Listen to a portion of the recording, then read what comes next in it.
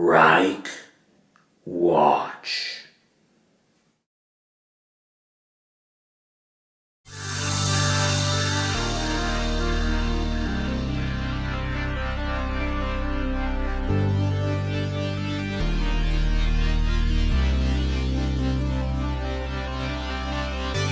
Welcome, Sandy Hook researchers.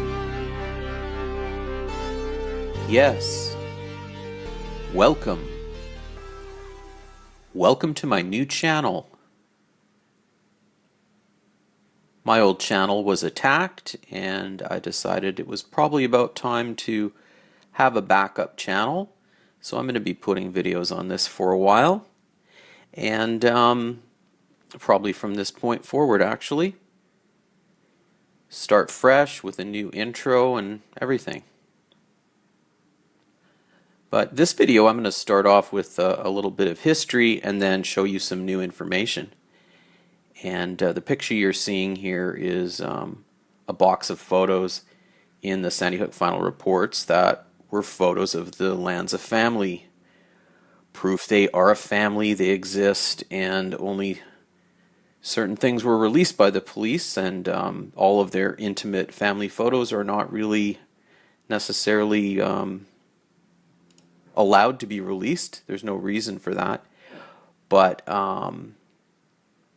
it would be nice if they would release some photos or videos of Adam Lanza to put to rest a controversy which should not be going on but is being pushed by DISINFO agents on YouTube.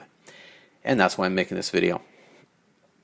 So the history is this. On January 20th, 2015, I released a Adam Lanza school timeline video, which was extremely detailed on all the schools he went to, and etc. You can still see this online. And it was somewhat groundbreaking in the fact that my study of this proved to me beyond any doubt that Adam Lanza was a real person. There was far too many witnesses and documents and things to show that he could be Ryan, who's 4 years older than him. Absolutely impossible. And I received a lot of pushback from the Sandy Hook hoax group. And funny enough, one of my listeners helped me find this information, and I published this the following day because I knew it was important, and I rushed out a video showing Adam and Ryan's birth records.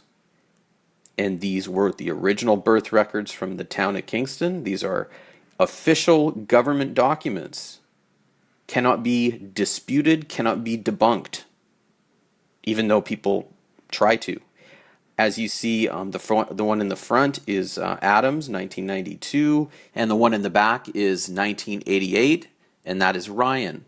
And those were published in 93 and in 89, respectively. Printed, bound, and published, and reside in the University of New Hampshire library to this day. Can't be faked. Can't go in and insert a page or type in a line and fake it. Not debunkable. But still, I got a lot of flack from that. And this is around the time when the Sandy Hook hoax group, which was relatively friendly to me, started attacking me and sending trolls after me, etc. But I'm not supposed, what am I supposed to do? Say that it's not true that Adam existed when I know he did? So I pushed back, and about a month later, on February 18th, 2015, I released another video with a bunch of information showing that they're two separate people, and the video ended with this picture, Adam in 2nd grade and Ryan in 6th grade, and this was in the year 2000, school year 1999 to 2000. Two separate people, not possible they could be the same person. Two separate sets of school records and two separate sets of friends. Then I was still harassed on that video by Tony Hart of the Sandy Hook hoax group, and he claimed in the video, in the comments, that there were no pictures of Adam and Ryan together. So a little while later, on April 5th, 2015, I made this video to prove to him that that was not true. I produced 3 different photos of Adam and Ryan together. In this video, Adam and Ryan, Ryan and Adam, and you see at the top photos that Nancy had on her desk in her study, and then to the left and on the bottom, Adam and Ryan were in a photo on her bureau in her bedroom, and then on the right is a photo that came out of the box of photos we first looked at. So this argument has continued on for a couple years now, and I've battled with different people about it online, and I made a number of different videos proving my point beyond any doubt. Things like Adam being on a children's baseball team when he was a little kid, when Ryan was already much older and couldn't have been on a little child's baseball team. So things like that, and I don't need to go on and on. You can look at those videos, but the Sandy Hook hoax group has a problem where they're trying to convince you for some reason that Adam Lanza never existed. And you have to ask, why is this? Why is this so important to them? Does hoax require Adam not existing? Maybe it does. Now I'll move on to the new material.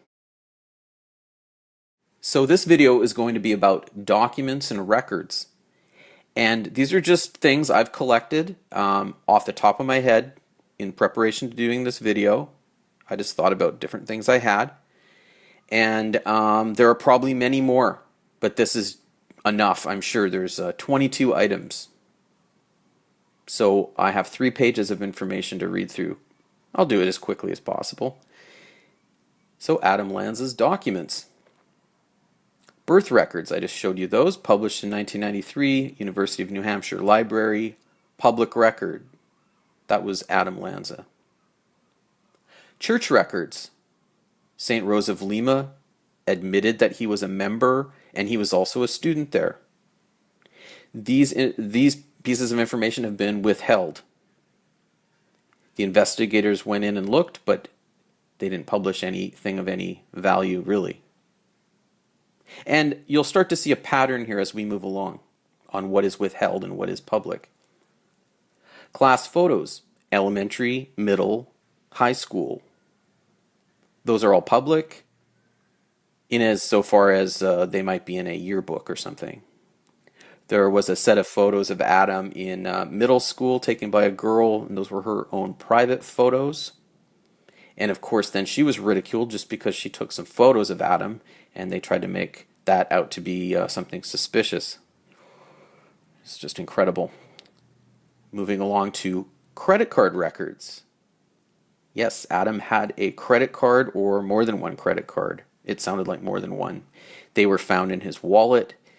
These are in the final report. It's mentioned, but any information from that is withheld. Driver's license records, Connecticut DMV. There is information about his driver's license. That's how they identified Adam, and how they identified Ryan in New Jersey was through their driver's license photos. And there was also records in the final reports about a learner's permit from 2009 under Adam's name, and any of those documents are withheld.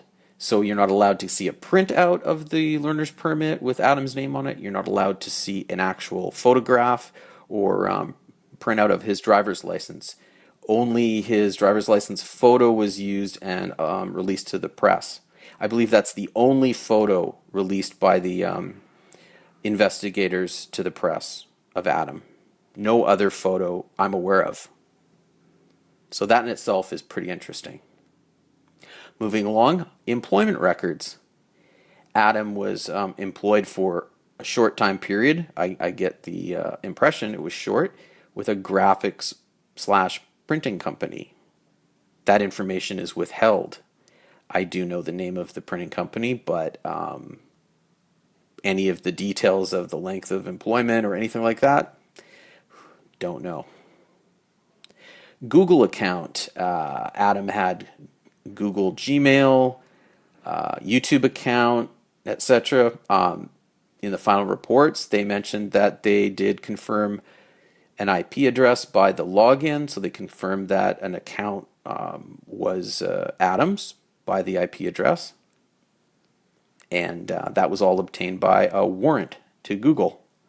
I think multiple warrants actually.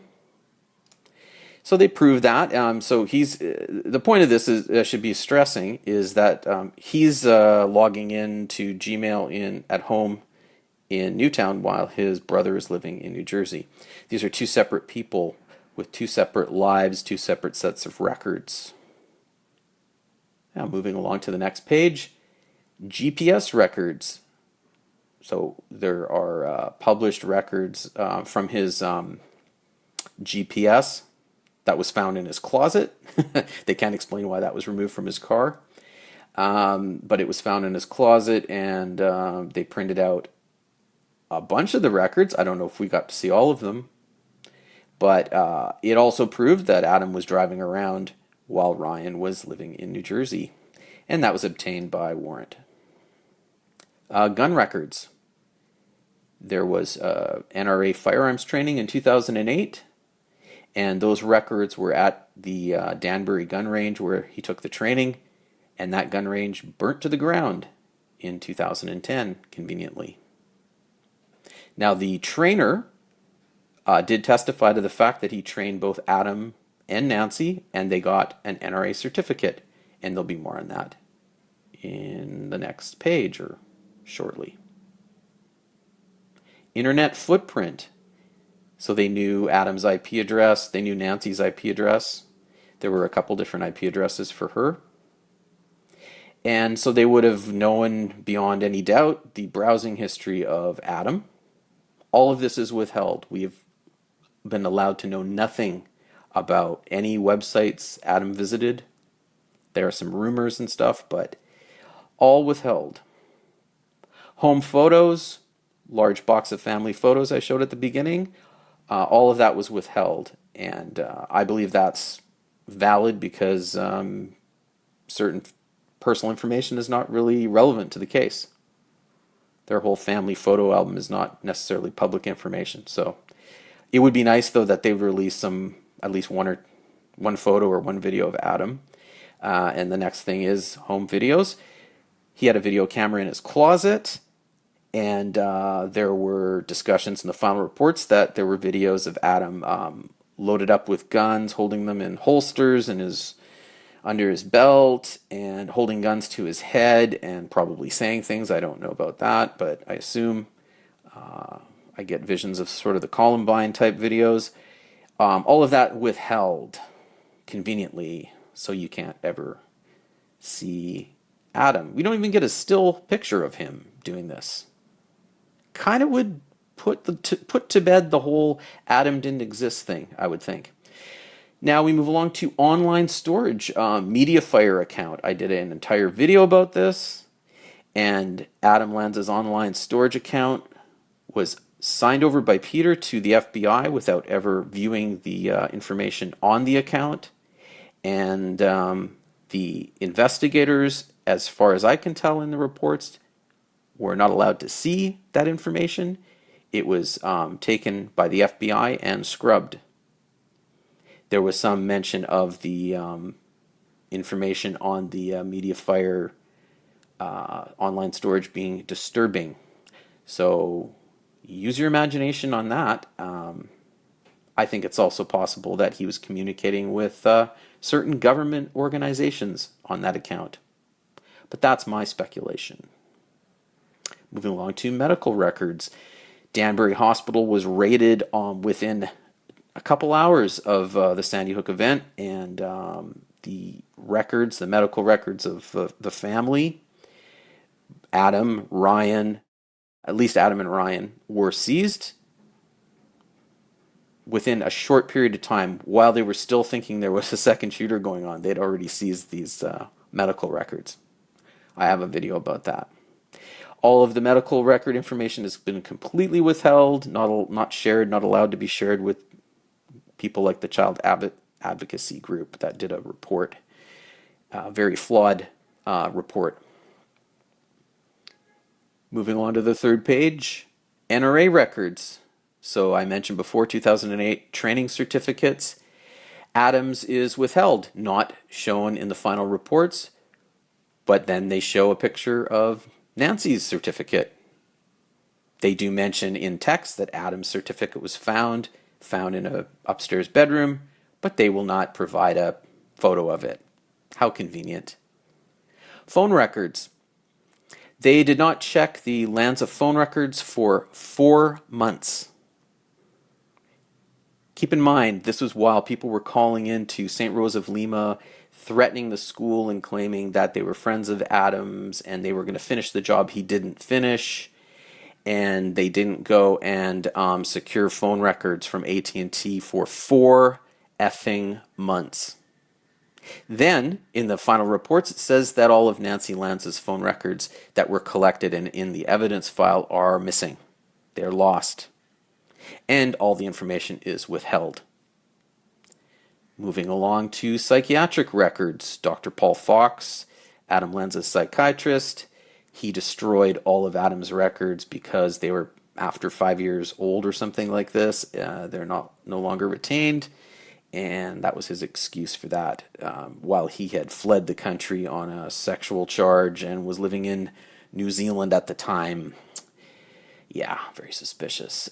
Psychological records, Yale did evaluations of Adam, and then they were working with Newtown High School, which had a program for people with autism, and they were working on that.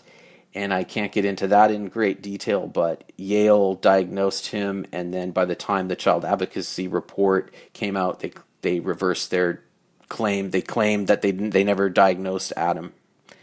They completely lied, and I know that from various pieces of documentation and witnesses. So why they're lying about diagnosing him is pretty interesting. School records.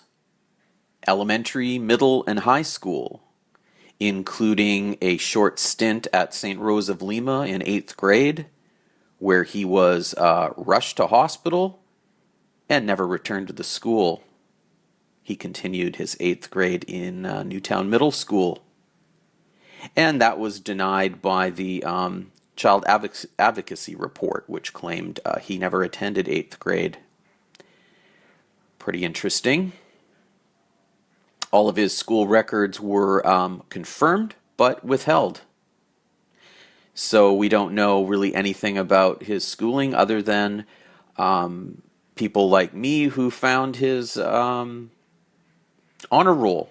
He was on the honor roll, noted in the newspapers, various different newspapers, confirming Adam was on the honor roll in certain years, pretty much every quarter.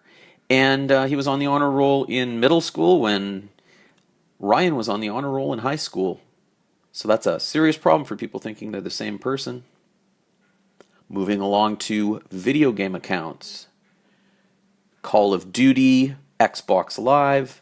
There were a number of different gaming systems, online games that he took part in, logged into. There were warrants for each of these companies that host those games. And there was confirmation by IP address. I also did a video about foreknowledge with some online chatting in Call of Duty. So that was quite interesting. Moving along to university records. Western Connecticut State University. There were records of classes Adam took, his grades, and a photo ID, which is one of the famous photos. Yet again, another photo not officially released by the police or the investigators, but released by the media. And the media found all of these grades and records. That was the New York Daily News, if I remember correctly. Website records. These are rumored that he had at least one website. And he did take website production classes at university.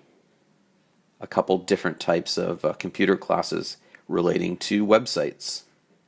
This is all withheld, bound not to be known, just like his internet footprint. Adam is an unknowable character. We just will never figure out why he did it. But we will also withhold everything about him, including pictures, maybe what he discussed when he held guns to his head, these kinds of things. So in conclusion, I'm not going to go through all these again, but since we're on this page, let's just run down these ones quickly. How Adam could not be Ryan. Basically, NRA records. He was taking training with his mother in 2008, while Ryan was living in New Jersey and working in 2008. Phone records. He couldn't be at home in Newtown making phone calls when he was living in New Jersey if he was Ryan.